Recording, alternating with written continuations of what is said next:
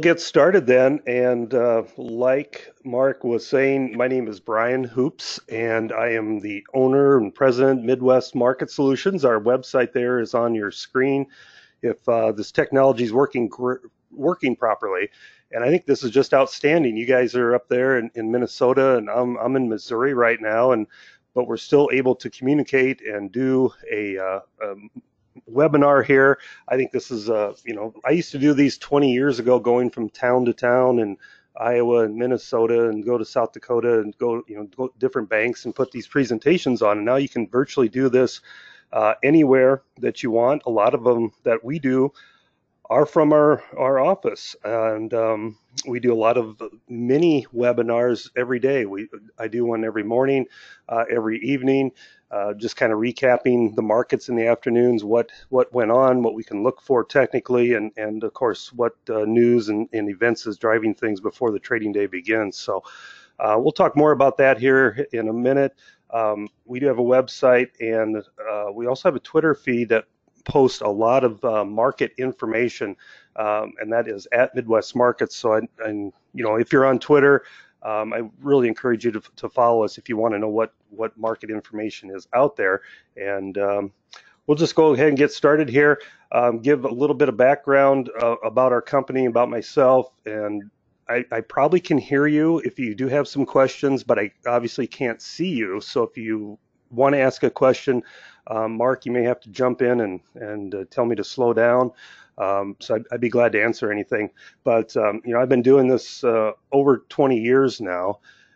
Back in the 90s is when I started. Then I founded my own company in 2002. So it was just me back then, but we have 12 brokers now in 8 different states, 10 offices around the Midwest, and it wasn't really my goal or my thought, but that's where life has taken me, is to kind of expand and reach out to different regions all around the country, from I'm sure Roseau, Minnesota, I'm sure you know where that is, all the way up there by Canada, to the far south is Springfield, Missouri, and out to Watseka, Illinois, and Enos, Montana. So we cover a lot of territory, all points in between.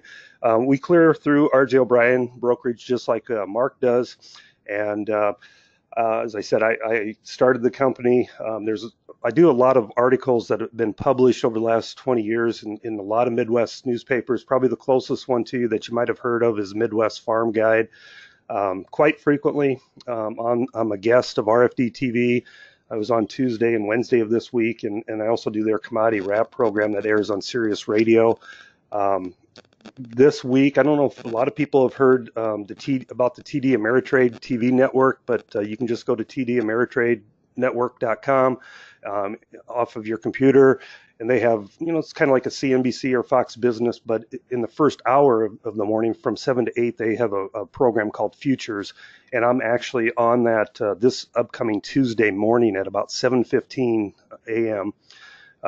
So there'll be a live stream from my office where I'll be talking about different grain markets and commodity markets. So a lot of different media appearances to keep up with. But that's what we're going to, who's talking with you today. And we're going to talk corn, soybeans, kind of mostly some fundamentals, and a little bit of technical analysis as well.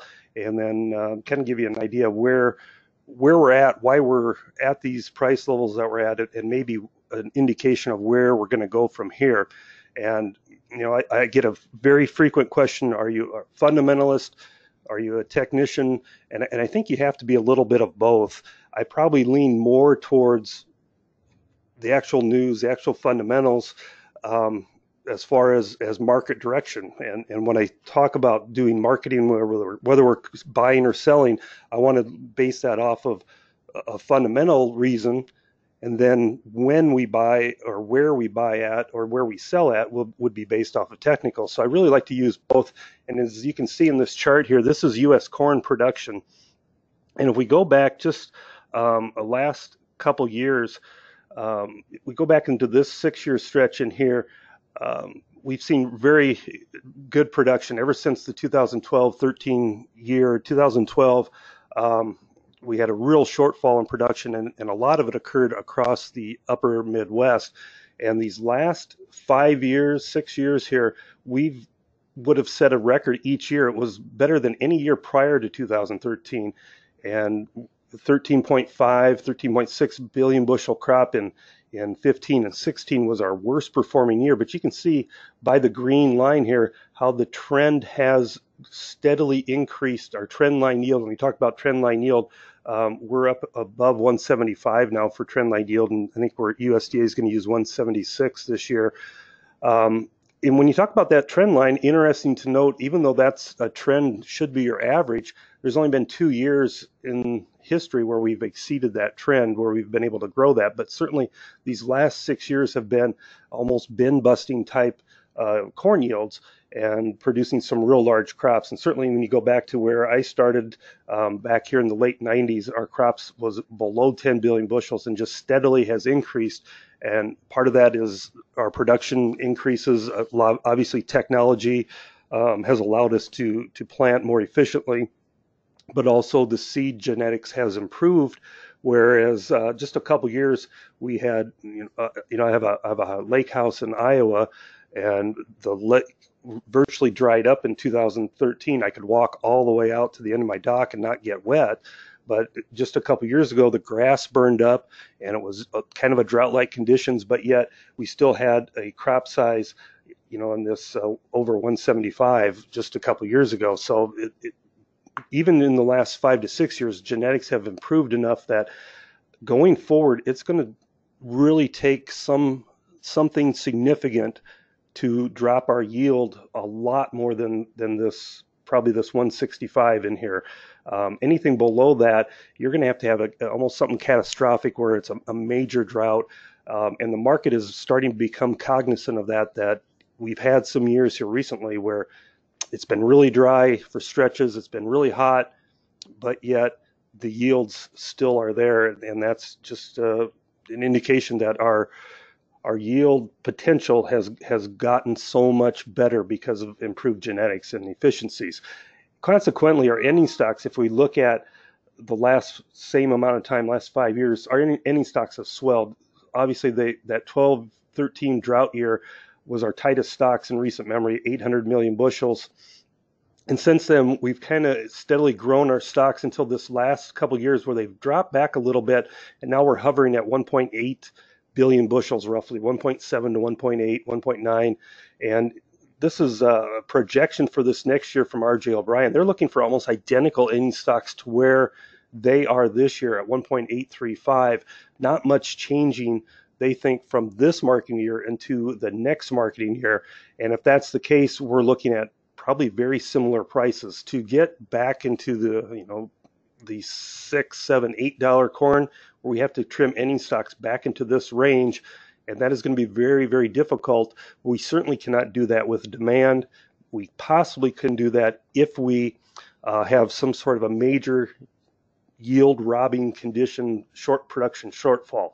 And this is a different way to look at that balance sheet because it breaks things down about how our actual yields were, our carry in, our ethanol usage, our exports, and our carry-out numbers. And I'm sure your eyes are probably glazing over. If I could see you guys, that's probably what's happening right now, looking at all these numbers. So let's just take a few of the main talking points here. This column is the R.J. O'Brien column for this marketing year. This is USDA for this marketing year. And let's concentrate on those two numbers here because they are a little bit different. The carryout that R.J. O'Brien is using is 100 million bushels more than USDA is currently using. And I am citing on this camp here rather than this camp. And I think this is key, and why I bring it up is because that's going to give us direction from now through the next several months. We will slowly start turning our attention towards planting and growing the crop of 2019 once we get in the fields, and that may be a while, but for here the near term we're going to be focused on this, and there's more reasons to believe that our crops ending stocks is going to grow instead of decrease from the current number of what the USDA says going forward. That's the reason why we've made the move to get 100% sold on all of our old crop stocks for our company, is because we don't look for a lot of upside potential unless there is that yield robbing scenario due to some adverse weather conditions. And that may happen, but it's probably not going to happen in February and March when we made this decision to do that. One of the big differences is exports. We're going to talk a little bit more about that here in a minute. Ethanol usage is also another big component, because you can see the production numbers. The total supply is virtually the same. So RJO is looking for less demand than what the government says. And then if you flip to the crop that we're going to plant, the 19 and 20 crop, their ending stocks are virtually the same. Their production number is actually a little bit larger here. They're got 14.7 production. That's 300 million bushels more of production than what we saw this last year. Part of the expectations as far as our carryout to go here is we're producing more. We have a lot of supply yet, and then we look at our demand equations.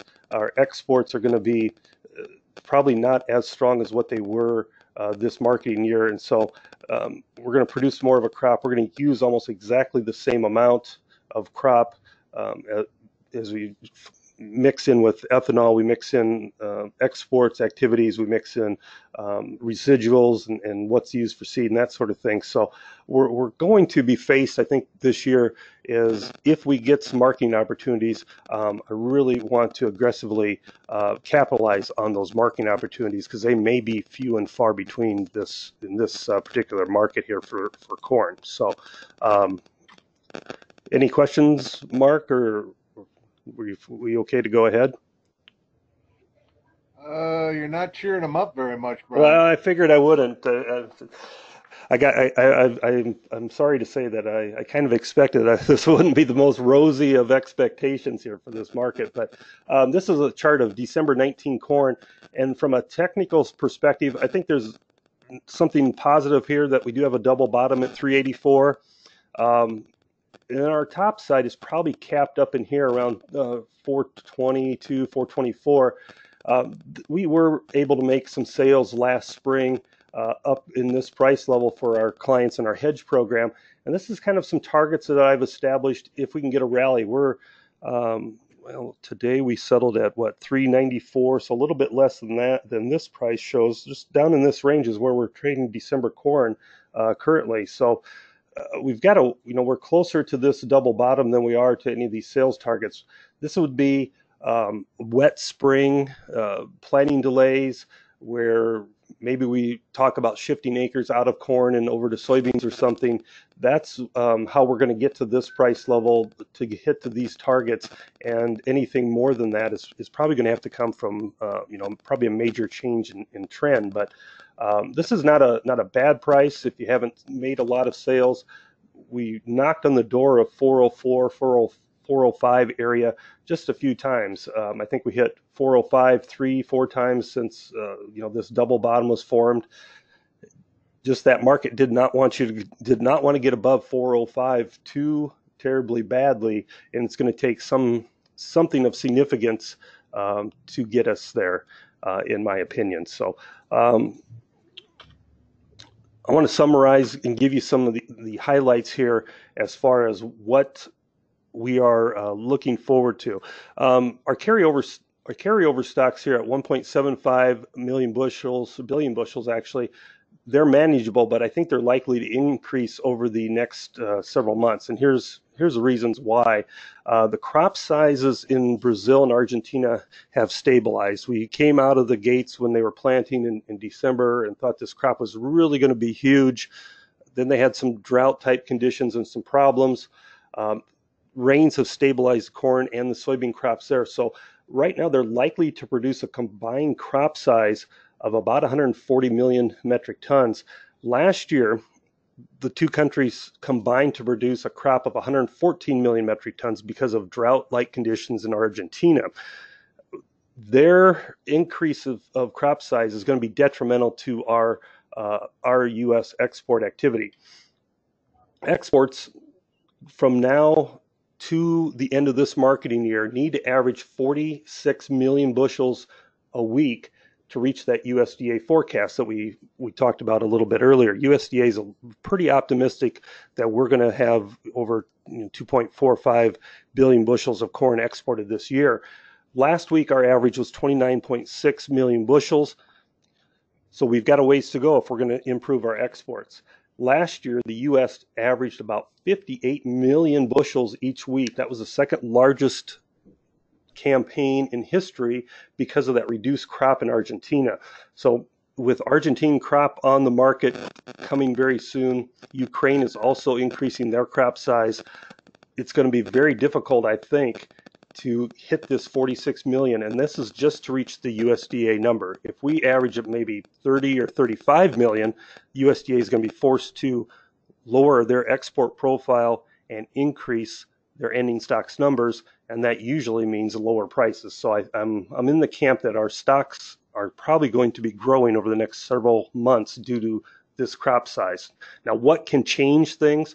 Well, Chinese ethanol demand would be huge for the U.S. There's a lot of talk about agreements with the U.S. and China. They are proposing to buy an additional $30 billion worth of product compared to what they bought in 2017. They bought $24 billion. So you're talking, $50 billion worth of U.S. products. And if they did, we're probably looking at an increase of 200 to 350 million bushels of Chinese ethanol demand alone. So that would certainly change our balance sheets a lot. Problem is we don't have an agreement made, and we don't have any specifics of if we will get one, when we will get one, or what's going to happen. But this is something that would be huge for the U.S. and our producers. If we can get a Chinese agreement made that they buy ethanol, it will shrink our balance sheets, and prices should, and I certainly think would move higher. But again, we don't know when an agreement is going to be made. Acreage is expected to expand in 2019. Now, I've heard from a lot of producers, and you guys are right up there in southern Minnesota with tons of snow on the ground. The spring looks very, very wet at this point. Lack of fall field work and increased input expenses may limit that corn expansion. We may just not get much of the way of any expansion here this spring. So we may not see that 2 to 3 million acres. And if that's the case, and if we get wet spring, I do think I would look for corn December contract to move up into that 405, 415 range, trying to bid up for some acres. And if we will get an agreement with China, we're going to see an extra 300 million bushels of demand. We're going to move certainly higher than that, probably well above that 425 or 430 price level that we talked about earlier. So there is some things that can be positive. Right now, those are very much unknown parts of this equation. Any questions on anything on corn before we go to soybeans?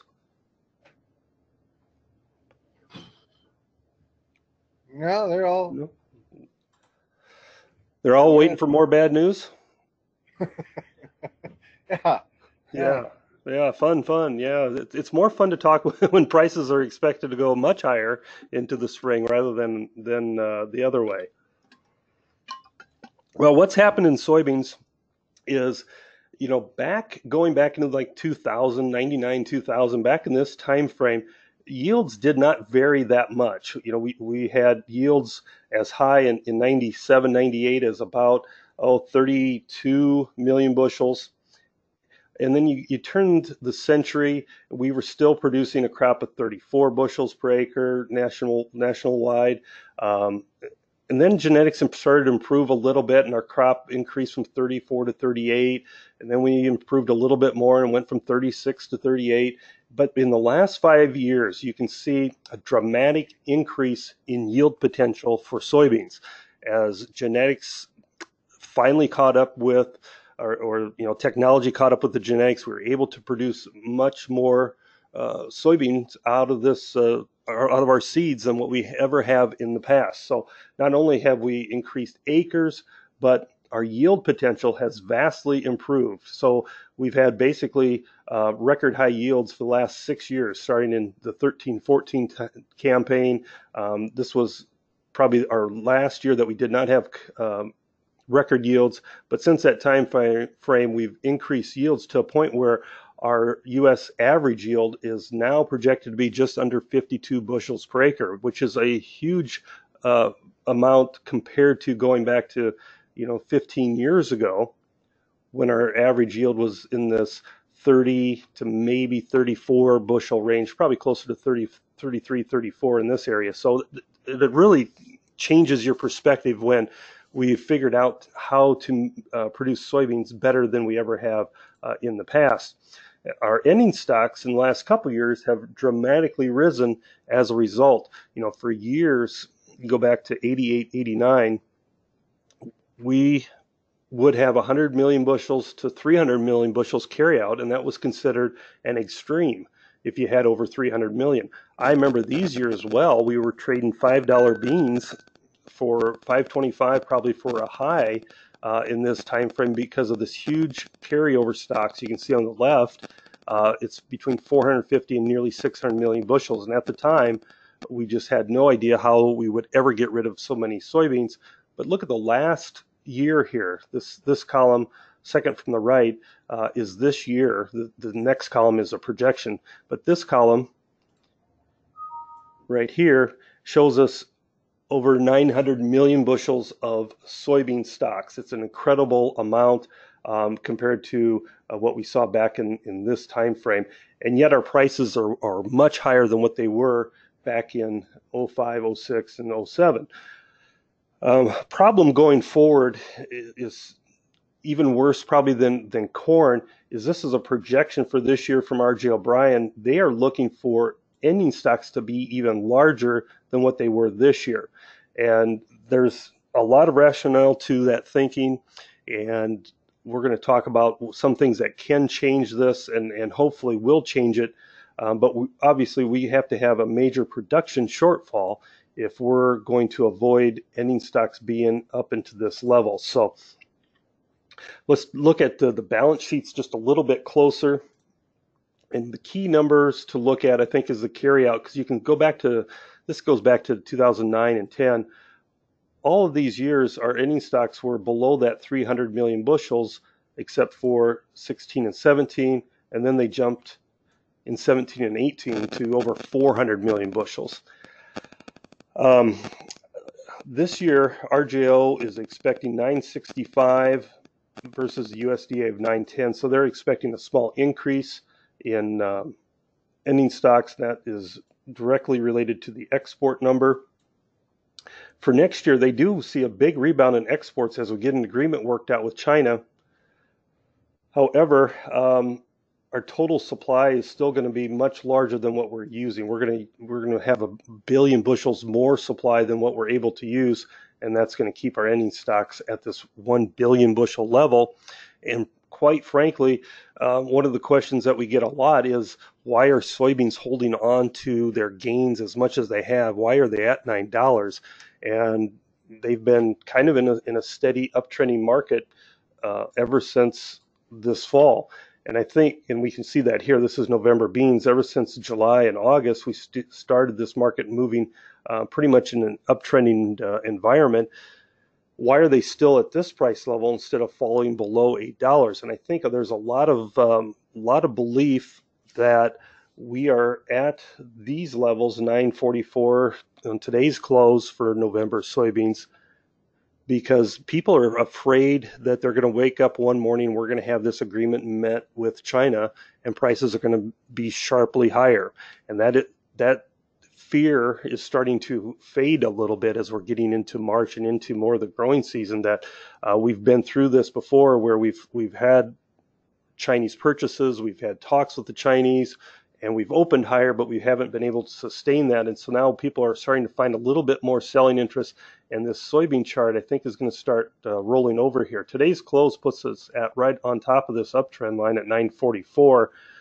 The old crop contracts are starting to close below this respective trend line, and that could usher in some selling against old crop soybeans, especially as we look at some of the fundamentals highlights what's going to happen here in the future. We were made some sales. We were able to make a sale off the Chinese news here at around 970. We tried to make some sales at 1010 last spring, and this market got to the 1008 or so and just didn't quite get there. But if we can get back to the 990 to 1010 range, I'm looking to go ahead and start adding to some sales, and I want to use news from China as a catalyst for us to get to those price levels, because there may not be much other positive news going forward.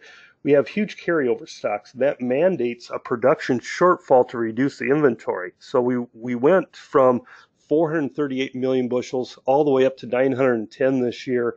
And even if we were to drop to 438, that would still be near the second largest in history and well above what we are comfortable holding as a country as far as ending stocks.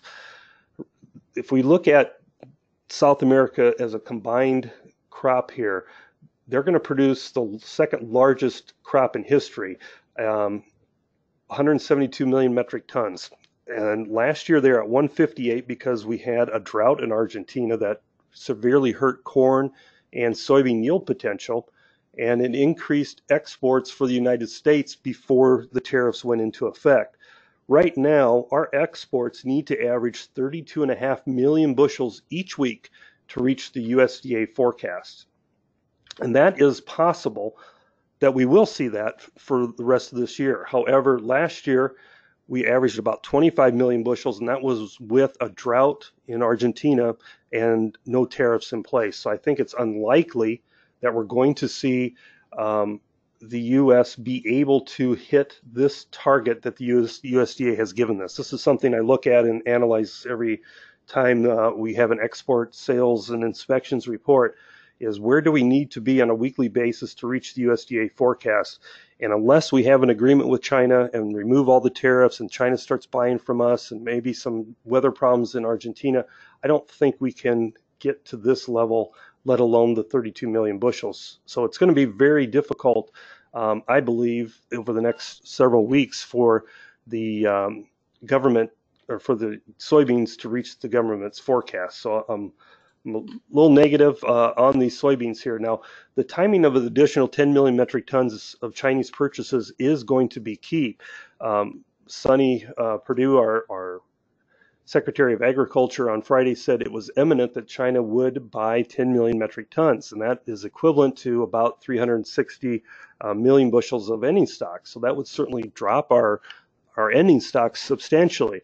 The question will be, do they buy those soybeans now while harvest in Argentina and Brazil is ongoing and they can buy cheaper beans from them? Or do they go ahead and make those purchases now, or will they push those purchases back until the 2019 and 10 marketing year? There was a report out today, some rumors that China was interested in buying U.S. soybeans, but they didn't want them until June or December, through December delivery. So sometime this fall, after essentially our marketing year would end. So that timing is going to be very key for further purchases from the United States. We certainly could meet the USDA forecast. I don't think we will unless we get that Chinese purchase that we've been talking about. Right now, the government expects acreage to contract 2 to 3 million acres in 2019. The job of this market really is to discourage any more production from producers in the United States. Now, a wet spring certainly could take some corn acres away and shift them to soybeans. That's the last thing this market needs. We need to be losing some acres. And right now, that's the market has not really shifted into that focus that it wants to drop price levels enough that it will discourage U.S. producers. So that may happen if we get a very wet spring. As far as some, I guess I should ask Mark, do we have any questions at this time, or do you want me to keep going into some marketing strategies?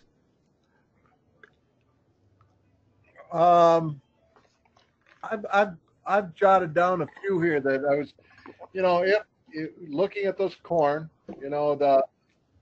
right now the old Uh, Roy Smith, John Deere lows. I mean, we are trading within pennies of the contract lows in corn. We're in February, March. I mean, if guys up here will say you're delivering into a good basis. You got some ethanol plants, you got some hungry chickens, you're getting a good basis. Would you let go of that corn here? Um, you mean right at these price levels? That's a tougher question because you're selling near the lows. I like to sell when you have some marketing opportunities. I think locking in the basis when it's tight makes a lot of sense, but selling after we've had a sharp drop in prices like we've had this week, I don't think makes a lot of sense. If you've ridden it this far, I probably would wait for some spring bounce where maybe the corn market tries to bid for some acres, or we get a wet spring that delays the planting and market becomes a little nervous and gives you 10 or 15 cents upside. Okay, I guess that's the way I've been sitting too, saying this is not the time. I think the commercials probably took on ownership here as these contracts came due because they've been offering basis. But on another thing that's happening here, say new crop, okay, and you move some new crop, we set crop insurance prices that we just ended doing that, right? Right, You know what exactly. prices those lock-ins are now? Yes, I do have those written down here. Let me look. They are in my newsletter. I just got to find it. Okay, so corn is $4 versus $3.96 last year, and soybeans is $9.54 versus $10.16 last year. How do you use those numbers when you're going to base off your new crop sales recommendations then, knowing that, and most guys in here I'm guessing are going to be 80-85%. They're shaking their heads. Yeah, 80, Yeah, 85. yeah. I think you have to use that. It's another one of those tools in your tool bag um, that you use for marketing. Absolutely, your crop insurance is going to guarantee you a certain dollar amount per acre, and I think it can help you from making some marketing decisions that you may later regret. Like if you were, not to say that this is the lowest price of the year for corn, but it should give you peace of mind that if December corn is below the crop insurance price, which it is currently, maybe this is not a great marketing opportunity for me. I'm going to wait for it to get back above that price level, and that's where I'm going to make some sales, as that'll give me a better opportunity. And that insurance should give you peace of mind to um, be patient until those marketing opportunities become available. You guys have throw something off for question.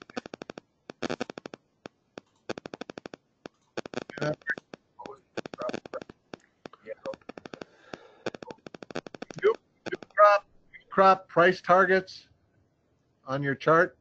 New crop price targets. Yeah. For corn, I was looking for, like 408 to 413. Okay. And then for soybeans, 9, I think it was 990 up to about 1010. It's kind of a range to get some sales made.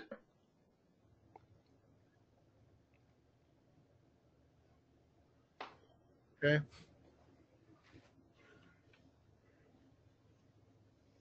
Okay. Go ahead. All right. Well, good questions. We'll move on to the kind of the end of the presentation. As far as some marketing strategies, as I mentioned, demand is expected to slow in the upcoming months, so I really wouldn't be storing unprotected crop in here. I know there's a lot of producers who got the Trump payment and decided that they could use that for cash flow and put some crops in the bin and maybe have rested as far as marketing. I think it could be dangerous going into the spring for the reasons we outlined as far as the demand is slowing. If we don't get a weather problem, it could be a long spring before we get some sort of a rally. And I would certainly want to have some sort of protection on that crop. Our program, as I mentioned earlier, is 100% sold of old crop corn and soybeans. And I'm going to look at reownership strategies if we can get a weather threat. I just don't think there's enough demand to give us a huge rally in these markets unless, like I said, we get China buying 10 million metric tons of soybeans this old crop year, or we get some commitment as far as ethanol demand. I'm looking more towards weather to give us those opportunities than China at this point. So I think you can manage your risk with options, with futures. If you are going to store your crops, I really think you can protect your downside risk here with some put options, and you can do some put call spreads where you buy the put to give yourself a floor, sell those calls to lock in at least some sort of a premium that comes back to you and cheapens the cost of that put option up. I think there's some opportunities there for producers, and I know Mark is very affluent on both puts calls and buying and selling of those options. He's I'm sure has some great ideas and strategies. Going forward, I would certainly use weather rallies and news from China as selling opportunities. I don't get caught up in the hype. Of course, a lot of the news from China, if it's what are the details? If it's old crop demand for soybeans of 10 million tons, that changes things. That's a pretty strong number. But if that news gives us not going to hit until later this fall when they would be buying from us anyway, that really changes the complexion of what you want to do for marketing. So I'm right now I'm using any news out of China as a selling opportunity and weather rallies as a way to offset risk and not taking on any more risk than what we have to. I've mentioned our hedging program a few different times. We have a program called Market Solutions Hedge Program where we work with clients on a one-on-one basis. And I want to talk with you just real briefly about it. Mark and myself are kind of teaming up here. Mark's going to provide the brokerage work. We're going to provide the marketing aspect of this. And what we've been doing for our clients that has worked out so well is we provide a weekly newsletter, and inside the newsletter there is a video similar to a webinar explaining our marketing plan. And this comes out every week, usually on a Wednesday evening, and it's me talking 5 or 6 minutes at length about different marketing strategies, why we're doing what we're doing. So it's very much like a little mini webinar like we're doing here. And our newsletter focus is on cash sales, it's on hedging, it's on reownership, and it's specific recommendations. So I gave you some price targets today. We give those each week. We may update them based off of what news is coming out, that sort of thing. But this is a newsletter that's very inexpensive. It focuses on fundamentals for direction and the technicals, as I mentioned, for sales and reownership opportunities. And we supplement this newsletter with a text message service. So you get the newsletter. If we get close to the price levels being hit, we send out a text to you so that you get that as kind of a reminder that our price levels are close or our price levels were hit. We want to make sure that you are on board. So we're looking for long-term marketing opportunities. Like Mark asked, I don't think today selling corn is a marketing opportunity. It might be a basis opportunity, and we're probably getting closer to some reownership opportunities for our sales that we have done for 2018-19 marketing year. I'm probably looking more at some reownership opportunities than ways to make sales at this time. Here's what we did in 2018 and 19, just to give you a quick idea. This includes hedge profits. All of our crop is sold at the average price of $4.10. March corn today is closing at $3.63 for comparison purposes. So, it's about a 50 cent a bushel swing, which on 200 bushel corn, that's $100 an acre. And this price doesn't include basis. It does just impossible to calculate that out. So That's our average price on the futures for our hedge sales. We have about 10% sold at 422 for this next marketing year. As far as soybeans, we're 100% sold there as well, and we did real well on hedging soybeans last spring. They had such a huge drop that our hedges really added up. We were able to sell the carry for July for this year, and so we're locked in an average of 1131. That does not include the Trump payment. That's just our hedges, our cash sales, and on the 2019 crop, we're sold at about 15% at an average of 970, and I can still kick myself for not getting those other bean sales made when I tried to at 1010. But that's where we're at. We're a little bit more sold on soybeans than corn going forward, and we're going to hopefully ramp that up as we get into the spring planting time frame, get some more opportunities and do some more marketing. So any questions on that? Brian, would it be fair to say, I mean, you've got 90% of your new crop corn to go and 85% of your new crop beans. Yes, so if I was with old crop, and I wanted to say use your recommendations, I could, if I sold old when you sell new, you could do that, couldn't you? Because I'm going to say, I mean, you're sold out. Most farmers in Minnesota are not sold out of old crop corn and beans. You could do that. There's always that risk that we may not make any sales this spring or this summer if there's no marketing opportunities. We may end up going into the fall and never making any sales. I guess that would be the risk in doing that. It's certainly, you certainly could make those. If we make new crop sales, make your old crop sales, and that would work as long as we make some sales this spring and this summer. Well, I mean, I'm just kind of pulling that off because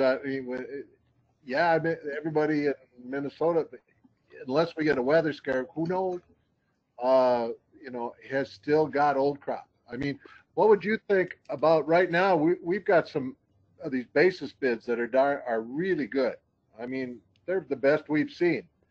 I mean, if you were to dump out of your old crop corn, say somebody offered you this whiz bang basis, because I think with as wet as we are, the river is not going to open last of March. Okay, when the river doesn't open, they ain't bidding. Okay, that's gonna glut corn in Minnesota because we got no place to go with it, which leaves our hogs, pigs, chickens, and ethanol plants. I could see wider basis in Minnesota come spring. Would you agree with that? I certainly think so. I think there's going to be a lot of corn in a lot of areas being moved towards the spring. So, like you mentioned, the gentleman that locked in his basis and delivered corn, that outstanding move. I think if you get some opportunities to lock in basis and deliver, even if it's into the spring, I would certainly be wanting to lock in basis sooner rather than later. I mean, is the river doing a river open basis right now? Yeah, they're 45 or 40. 45 or 40. So really, check again. If a guy could, I mean, have you all your old crop is sold? Is it delivered? Meaning no. No? Okay. No. If a guy could get a good basis bid here, say, hey, here's my corn. I'll pull down I'll empty it. Here's the corn. I'll take that bid. What would you buy back? Yeah, there's so much carry that the market is offering out there for you to capture that that's a huge part of marketing. There was 50-cent carry from November to July soybeans, so you've got to sell that carry to capture that. Otherwise, it'll disappear over time, especially in these huge supply markets. So you've got to be jumping on that rather than trying to deliver in the winter time frame. There's just not enough carry in March and May time frame. You've got to go out into that July period. As far as buyback, Haven't made any decisions on even wanting to do it at this point. Maybe I would look to buy corn rather than soybeans. I'm not just not excited about buying the soybean market with that big of ending stocks. 42 under. Okay, that's 42 under the May for River Open. Yeah. Yeah, we're 42 under the May for River Open right now. That's if it opens. I didn't hear the link up and ice is thinner than I thought it would be. 21. Yeah, so. 29. Yeah. So Okay, we're not. We're about 48 under for April. 48 under for April. Yeah, it's 30. Yeah. Okay, so I mean, we're just looking at different, that's what this group does, is look at different marketing strategies. If you're moving, if somebody offers you that basis, my favorite saying is basis can be like a plate of cookies. You better take one when it's passed, because that plate might come back empty. Exactly. That's a good analogy, Mark. So yeah, absolutely. So, any other questions on marketing plan? Otherwise, Mark, I know you can answer some questions that they have on different things, cost of the program, how we can make it work, and anything else. All right, I appreciate your time today, Brian. What'd you say it was down there? 50? Well, it was. It's in the 30s today. We're expecting some snow by Sunday, so, but it was nice. Now it's cooling off again. But Great. there's Misery company. I'm glad to hear you're getting. I'll let you know on Monday how much we get. Thank you. Thanks, Appreciate guys. All right. Appreciate everyone. Take care. Have a good weekend.